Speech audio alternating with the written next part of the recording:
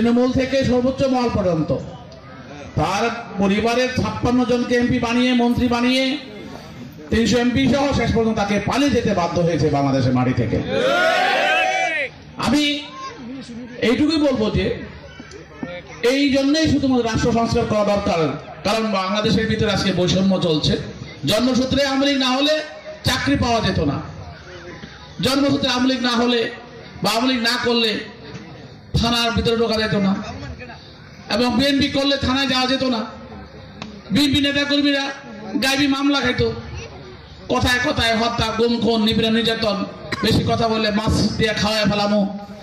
অনেক মানুষকে মেঘনা নদীতে মাছ দিয়ে খাওয়ায় ফেলাইছে, এটা আপনারা সবাই জানেন, ঠিক কিনা বলেন? আমাদের সাবেক এমপি, আওয়ামী লীগের এমপি রাজেদুল রাজু, উনি একটা সমাবেশে বলেছিলেন যে বেশি বাড়াবাড়ি করলে মেঘনার মাছ দিয়ে খাওয়ায় ফেলামো, ঠিক কিনা? এবং আমাদের প্রায় 6 জন আওয়ামী লীগের এবং বিএনপির নেতাকর্মী যাদেরকে খুঁজে পাওয়া যাচ্ছিল না তাদেরকে উনি মাছ দিয়ে খাওয়া ফেলেছেন। এটা একটা সমাজে উনি এটা বলেছেন। এই যে একটা পরিবেশ সৃষ্টি করা, এটা তৃণমূল থেকে সারা বাংলাদেশ ব্যাপী সর্বত্র মানুষের মধ্যে একটা অসহনীয় পরিবেশ সৃষ্টি হয়েছিল। সেই পরিবেশ থেকে বাঁচার জন্য আমরা ছাত্র জনতা মিলে আন্দোলন করেছি।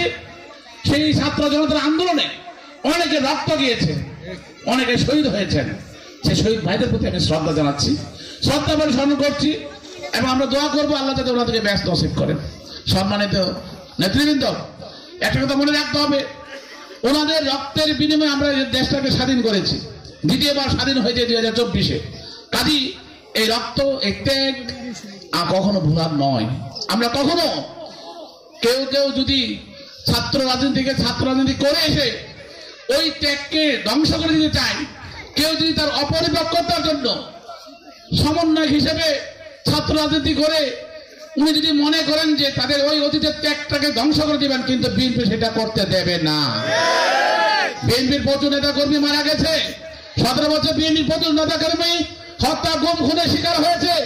কাজী গত আন্দোলন শুধু আপনারা করেন না, আমরা রাজপথে ছিলাম। কাজী আপনাদের এই অপরিপক্কতার জন্য এবং আপনাদের খামখেয়ালিপনার জন্য, আপনাদের ব্যাককালি করার জন্য, এই ব্যাককলি করার জন্য যদি আপনারা দশে পড়েন, তবু আমি মনে করবো যারা রক্ত দিয়েছে তাদের রক্ত বৃথা যেতে আমরা বিএনপি কখনো দেব না।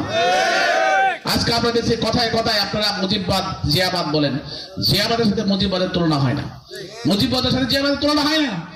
দুই ধরনের, একটা স্বৈরাচার, একটা গণতান্ত্রিক সরকার।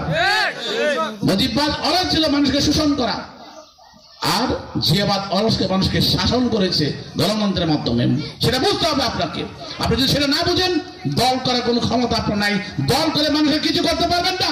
এই পর্যন্ত আপনারা দেখেছি আপনাদের আচরণে বোঝা গেছে যে রাজনীতির ক্ষেত্রে ছাত্র আন্দোলন করেছেন আপনারা সত্য, কিন্তু আপনারা রাজনীতির ক্ষেত্রে, জাতীয় রাজনীতির ক্ষেত্রে আপনাদের ভবিষ্যৎ ভালো হবে বলে আমরা মনে করি না।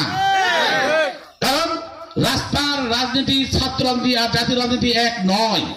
বিএনপি একটা বিরাট সংগঠন, যা তৃণমূলে একটা ওয়ার্ডে যে পরিমাণ লোক নিয়ে সমাবেশ করতে পারে, আপনারা সেই পরিমাণ সমাবেশ ঢাকা শহরে করতে পারবেন না এখন। কাজে আপনাকে বুঝতে হবে, সংগঠন করে আসতে হবে আপনাকে।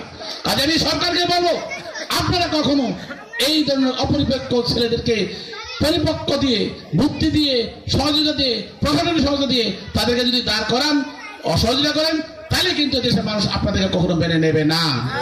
কারণ মানুষের ভালোবাসা পেতে হলে সুশাসন দরকার। মানুষের ভালোবাসা পেতে গেলে গ্রামে গঞ্জে সর্বত্র যেতে হবে।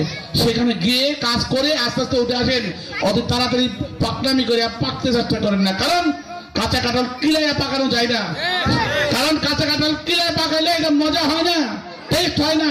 কাজী পাকতে সময় লাগে। এই অপরিপক্কতা দেখায় ওই শহীদের রক্তের সাথে বেইমানি করবেন না, এটাই হবে আজকের দিনে আমাদের প্রতিপাদ্য বিষয়। সাথী বন্ধুগণ, আমি আরো একটা বিষয় আমি আপনাদের সাথে আলোচনা করব।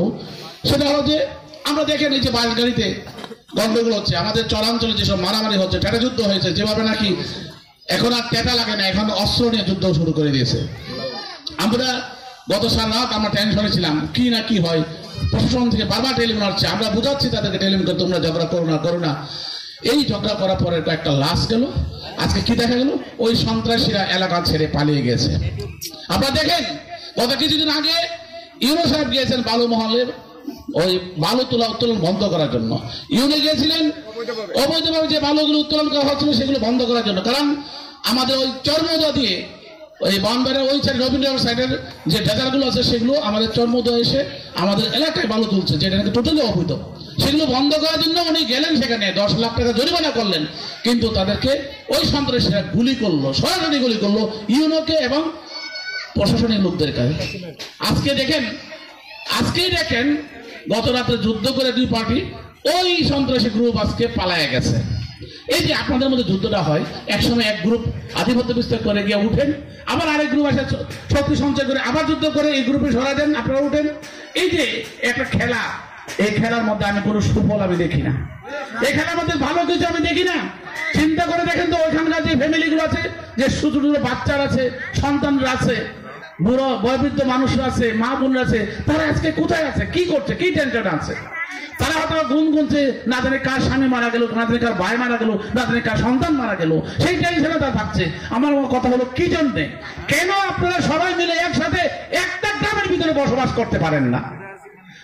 কারণ গত 17টা বছর আপনাদেরকে এই আওয়ামী লীগের এমপিরা আপনাদের নিয়ে খেলেছে, আপনাদের দিকে সাবলুরু খেলেছে, আপনাদেরকে খেলে খেলে আপনাদেরকে টাকা নিয়েছে, আপনাদেরকে এক গ্রুপের কাছে টাকা নিয়ে আরেক গ্রুপকে প্রভাবিত করেছে, আরেক গ্রুপকে টাকা নিয়ে আরেক গ্রুপকে প্রভাবিত করেছে।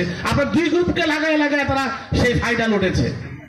যে গ্রুপ শিল মারতে পারছে, বুট শিল মারতে পারছে, সেই গ্রুপকে থাকতে দিয়েছে, আরেক গ্রুপকে বিদায় করে দিয়েছে। কিন্তু এই রাজনীতি আমরা করবো না। আমরা চাই সবাই থাকবে এলাকায় এবং আইনিভাবে থাকবে, যা যা অধিকার নিয়ে থাকবে, একজন বাংলাদেশ হিসেবে থাকবে, আইনের শাসনের মাধ্যমে থাকবে, কোনো ধরনের অপকর্ম করা যাবে না, এটা আমরা করতে দেব না। কাজী আপনাদের কাছে অনুরোধ রইল, এই যে কিছুদিন আগে আপনাদের মইনুপুরে হলো, আমাদের বিএনপি লোকরা তো 17 বছর এলাকা ছাড়া, তারপর তারা উঠলো, এখন দেখেন আরেকটা গ্রুপ বাইরে আছে। কেন আছে? কারণ তারাও এক সময় এই অত্যাচারটা করছে। এভাবে বাস গাড়িতে চলছে, বিভিন্ন কিছুদিন আগে শ্রীনগর দেখেন, সামনে একটু মাংস নিয়ে যাচ্ছে এক বাড়ি থেকে আরেক বাড়িতে, বাড়ির সামনে দেখা হলো, তর্কতরি করতে করতে শেষ পর্যন্ত 6টা লাভ চলে গেল। এগুলো কি কাজ নাকি? এগুলো মানুষের কাজ, এগুলো মনুষ্যত্ব। কারণ এই পর্যায়ে নিয়ে আসছে কারা? এই দ্বন্দ্ব সৃষ্টি করতে করতে করতে করতে আওয়ামী লীগের এমপি, আওয়ামী লীগের শক্তি, আওয়ামী লীগের অবৈধ শক্তি আজকে আপনাদের মধ্যে এই গন্ডগোল লাগাতে লাগাতে এমন একটা পরিবেশ সৃষ্টি করে দিচ্ছে যে আপনারা এখন আর পিছনে ফিরে যেতে পারেন না। আপনাদের দিতে আমাদের অনেক কষ্ট হচ্ছে, কিন্তু আমি বলবো বারবার, আপনারা আস্তে আস্তে ফিরে আসেন। আপনাদের সুশাসন আসবে, আপনাদের আইনি শাসন আসবে, আপনাদের যার যার কাজে করবে, কোনো জায়গায় কোনো অপরাধ হলে আমরা সেটা বিচার করব। কিন্তু আপনারা কখনো আইন হাতে তুলে নেবেন না, আপনারা কখনো অস্ত্র হাতে তুলে নেবেন না, কখনো ডেটা হাতে তুলে নেবেন না। কারণ আপনারা এগুলো নিয়ে আপনারা কিন্তু নিজেরা অপরাধী হচ্ছেন।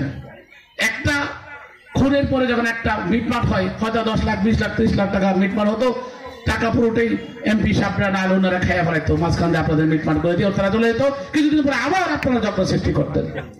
এই খেলাগুলো আমরা খেলতে দেবো না। আমরা চাই সব সময় এই আওয়ামী ফ্যাসিস্টদের যে আচরণ বাংলার বুকে প্রতিটা গ্রামে গ্রামে এসেছে, সেগুলোকে ধ্বংস করে দিয়ে সুন্দর পরিবেশ সৃষ্টি করার জন্যই বিএনপি ভারপ্রাপ্ত চেয়ারম্যান তারেক রহমান 31 দফা ঘোষণা করেছেন যে আমাদের রাষ্ট্রটাকে সংস্কার করতে হবে, রাষ্ট্রের প্রতিটা অঙ্গকে সংস্কার করতে হবে। কাজী এখানে সুশাসন নিশ্চিত করতে গেলে সেই 31 দফা বিকল্প আর কোনো কিছু হতে পারে না। কাজে আমরা সেই জন্যই গ্রামে গঞ্জে বাড়ি বাড়ি ইউনিয়নে গিয়ে গিয়ে আমরা এই 31 দফা সংস্কারের কথা বলছি। আমাদের ছোট নোটবুক আছে, সেই নোটবুকগুলি আপনাদের কাছে পৌঁছা দেবো, আপনারা নিজেরা পড়ে দেখবেন। কারণ আমরা দেখেছি বিএনপির প্রেসিডেন্ট, সাবেক প্রেসিডেন্ট জিয়াউর রহমান যেভাবে বাংলাদেশটাকে সুন্দরভাবে গড়েছিলেন, আমাদের দেশের যে বেগম খালেদা জিয়া সেই বাংলাদেশটাকে আবার সুন্দরভাবে সাজিয়েছিলেন। মাঝখান দিয়ে আওয়ামী লীগ এসে দেশটাকে আবার শেষ করে দিল। যখনই শেষ তখনই আবার বিএনপির আগমন ঘটে। যখনই আমরা দেখেছি 1971 সালে মুক্তিযুদ্ধের প্রয়োজন ছিল, 25 মার্চ রাত্রে শেখ মুজিবুর রহমান পালিয়ে চলে গেছিল পাকিস্তানে, তখনই শহীদ প্রেসিডেন্ট জিয়াউর রহমান স্বাধীনতা ঘোষণা দিলেন। যখনই দেখলাম আমরা যে 75 পরে দেশ আবার খারাপ দিকে চলে গেল, আবার শহীদ প্রেসিডেন্ট জিয়াউর রহমান ক্ষমতা নিলেন। এভাবে প্রতিবারই আমরা দেখেছি যখন স্বৈরাচার এরশাদ দেশটাকে খারাপ পর্যায়ে নিয়ে গেল, আবার দেখা গেল বিএনপি ক্ষমতা নিয়ে দেশটাকে আবার সুন্দর করলো। আবার আমরা দেখলাম যখন আওয়ামী লীগ ক্ষমতা দিয়ে দেশটাকে আবার খারাপ করে দিল, জনগণ ভোট দিয়ে আবার বিএনপিকে ভোট দিল, ক্ষমতা আসলো। আবার দেখেন এই 24-এ এসে যখন দেশটা শেষ করে দিল 17 বছরে, আবার বিএনপি আবার আসছে জনগণের কাছে দেশে ক্ষমতা নিয়ে দেশটাকে আবার সুন্দরভাবে সাজানোর জন্য। কাজেই ওই মুজিববাদের সাথে জিয়াবাদের তুলনা হয় না। মুজিববাদ একটা ফেসিস্ট আচরণের মাধ্যমে তৈরি, ফেসিস্ট সরকার, দুর্নীতিবাদ সরকার, গুণ খুন হত্যা মামলা সরকার। আর জিয়াবাদ হলো জাতীয়তাবাদ। জিয়াবাদ হলো বাংলাদেশের জাতীয়তাবাদ। বাংলাদেশ জাতীয়তাবাদ মানে হলো জনগণের কল্যাণে কাজ করা, জনগণের জন্য কাজ করা, জনগণের বাইরে কোনো কাজ করা যায় না, জনগণের জন্যই কাজ করা। কাজী এইগুলো চিন্তা ভাবনা করে আজকের এই সমন্বয় কথা বলতে বলবো। আমি অনুরোধ করবো আপনারা বিএনপির ওই শাসন আমল স্টাডি করে কথা বলেন। কাজী আপনাদেরকে মানতে হবে একটা দলের ভূমিকা, একটা দল কতটুকু পর্যন্ত দেশের জন্য কাজ করেছে সেগুলো নিয়ে। সব সংগ্রামী সাথী বন্ধুগণ, সবাই খুব সংক্ষেপে আমরা চলে যাব। আমাদের বক্তব্য একটাই থাকবে, আপনারা মিলেমিশে থাকবেন এবং আপনারা কোথাও কোনো জায়গায় কোনো অবৈধ কার্যকলাপকে সমর্থন করবেন না। আমরাও করি না। আমরা চাই যে আগামী দিনে একটা সুন্দর বাংলাদেশ গড়ে তুলতে। আমরা চাই আমাদের বিএনপি ভারপ্রাপ্ত চেয়ারম্যান তারেক রহমানের মাধ্যমে একটা মানবিক বিএনপির মাধ্যমে মানবিক বাংলাদেশ করতে, মানবিক উন্নয়ন বা মূলক বাংলাদেশ গড়ে তুলতেন। কারণ এছাড়া বিকল্প আর কোনো পথ নাই। দেশটা অনেক পিছিয়ে গেছে, দেশে অনেক সম্পদ পাচার হয়ে গেছে। আপনারা দেখেন ব্যাংকগুলো খালি করে ফেলেছে, একের পর এক ব্যাংক খালি করার পর আজকাল দ্রব্যমূল্য ঊর্ধ্বগতি হয়ে গেছে। কাজে সেখান থেকে দেশটাকে ফিরিয়ে নিয়ে আসতে গেলে আমাদের দরকার এই দেশটাকে সুন্দরভাবে সংস্কার করা এবং 31 দফার মাধ্যমে দেশটা সংস্কার করে দেশটাকে সুন্দরভাবে আবার সাজিয়ে গড়ে তোলা। কাজেই এবারকার বিএনপি আগের বিএনপি এক নয়, এবারকার তারেক রহমান আগের তারেক রহমান এক নয়।